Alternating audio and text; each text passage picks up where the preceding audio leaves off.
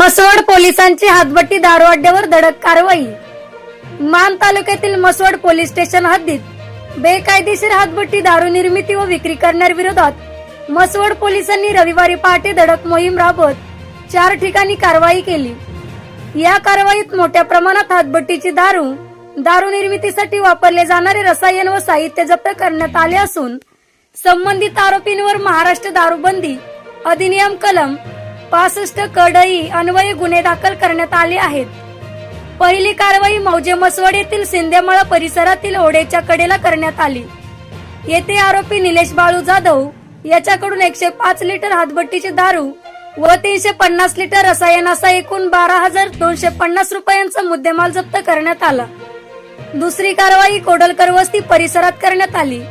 आरोपी बाबा विठ्ठल चव्हाण याच्याकडून 105 लिटर हातभट्टीची दारू व 475 लिटर रसायन असा एकूण 14,750 रुपयांचा मुद्देमाल हस्तगत करण्यात आला।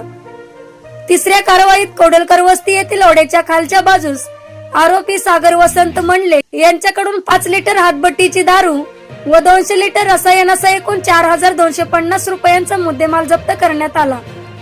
या सर्व कारवाईमध्ये हातभट्टी दारूचे नमुने व रसायनाचे नमुने सीए तपासणीसाठी घेण्यात आले आहेत। ही कारवाई मसवड पोलीस स्टेशनचे सहाय्यक पोलीस निरीक्षक संदीप पोमन यांच्या मार्गदर्शनाखाली पोलीस कॉन्स्टेबल अनिल वाघमोडे यांनी फिर्याद दिल्यानंतर करण्यात आली।